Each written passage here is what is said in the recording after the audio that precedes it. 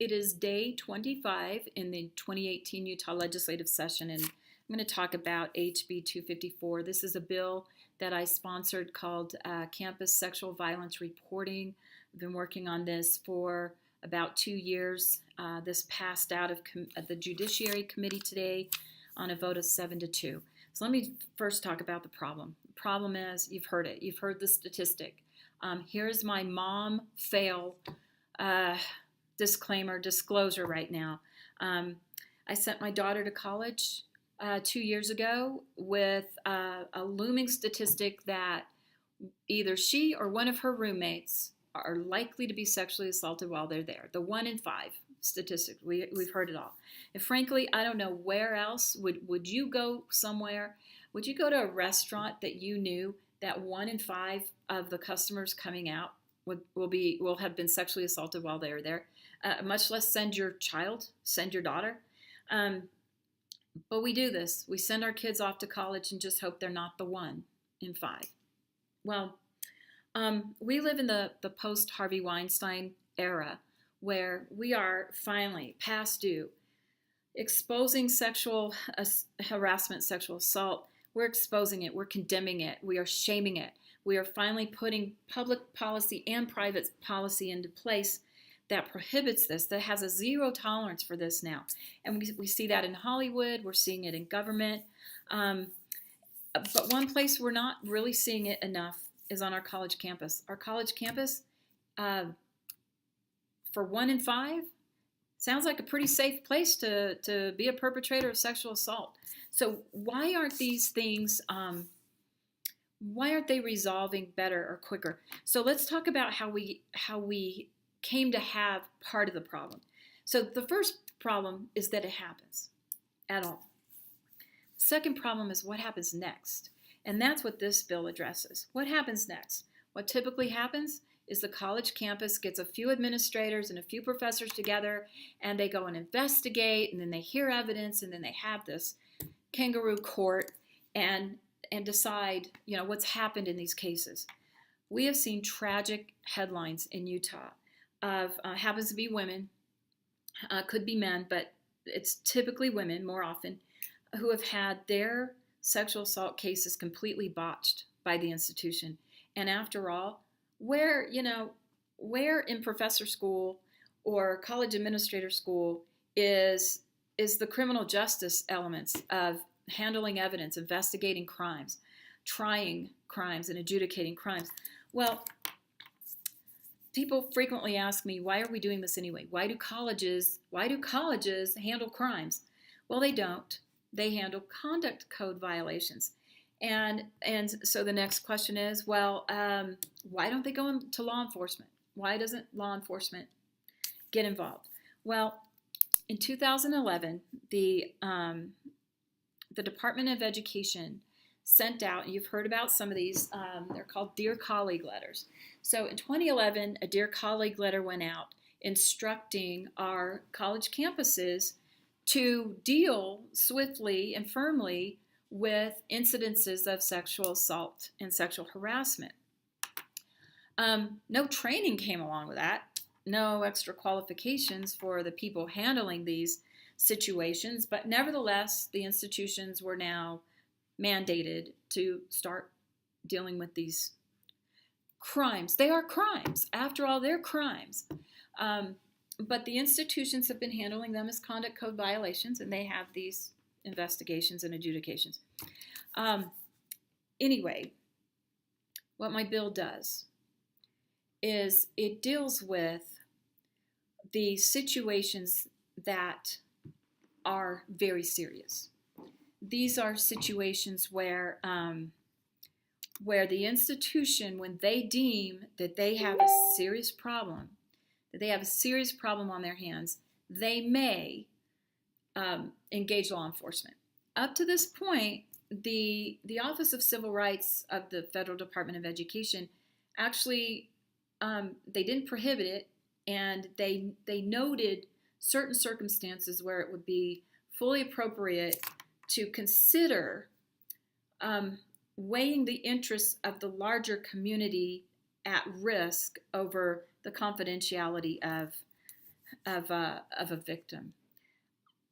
This is not a new concept. So even in places where we know we enjoy confidentiality and privileged conversations, like with your doctor or with your therapist, even then there are limitations to how much they have to keep confidential. Um, if there are times when even those privileged relationships, if a if a clinician is aware that there may be a greater threat to other people, that they may then overcome that confidentiality piece in the interest of the risk of harm to other people. So this bill recognizes that, and again, it's not every student that comes forward. And I would say every time a student comes forward is alleging an assault, the first thing you're going to do is get them the trauma-informed help they need, the services they need, the support they need. That absolutely is paramount. That's the first thing we do for anybody. But in some cases, like Victoria Hewlett, let me just mention her, and you can Google her and read her story. It's horrific. She is brutally raped, and she goes to report this to law enforcement, and in the case of their investigation, found out that the campus was aware of 5 previous victims. Not only were they aware, they had discussions among themselves about the risk that their community was under. They were aware that they had a big problem on their hands. What they weren't sure about was if they could go to law enforcement. They just simply didn't know. Now, I believe there are some cases where the campus doesn't want this to go to law enforcement. They don't want a public record. They don't want a headline. But in some of these cases, we know that the institution just didn't know that they could. They thought that they absolutely had to keep some things confidential. But by the time you've got 5 or 6 victims, your hands aren't so tied in preventing victim number 7. So that's what we try to do here, is we try to prevent crimes. We've done, we've made a lot of movement on the side of help for victims after the fact. This works a little bit more on the prevention. No one should ever be violently assaulted and find out that people in authority knew that there were other victims, knew that they had a perpetrator that they could have done something about and didn't. That's a tragedy that should never, ever, ever happen. So what this bill does is it doesn't say that the college has to engage law enforcement.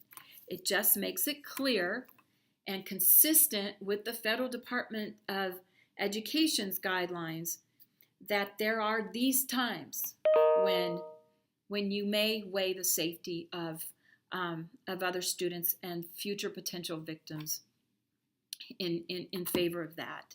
So there was some opposition to it, a little bit of opposition. There was rape crisis advocates that are concerned that women won't come forward if they think that this will go to law enforcement. Again, overwhelmingly, every woman is going to come forward. It is going to be a confidential experience, and they are going to get the help they need. Only when the institution realizes they have a bigger problem than that one victim, then they may act. The reporting statistics are horrific. We heard in committee today it's 1 in 30. So for those people, the couple people that testified today that they're concerned that this might have a chilling effect on reporting, how much more chilled can you get than 1 in 30? 1 in 30 is unacceptable. That, to me, is the definition of that. That's on ice. That reporting statistic is unacceptable. That is already broken. So hopefully what this does is it gives assurances that that for those really grievous crimes, that the institution is going to get qualified help to make sure that they don't have 7 victims. 7 victims. This made the news, made some national headlines today. Again, we got to do something, and this is a good tool. It's a necessary tool. Let's let the experts handle evidence. Let's let the experts deal with these crimes in an appropriate way so that victims can have justice, so that victims can truly have confidence in the procedures or the proceedings of things that they may experience, and that we change the 1 in 5. We change the 1 in 5. And as I said in committee today, sitting next to one of the rape crisis advocates, I want to put him out of a job.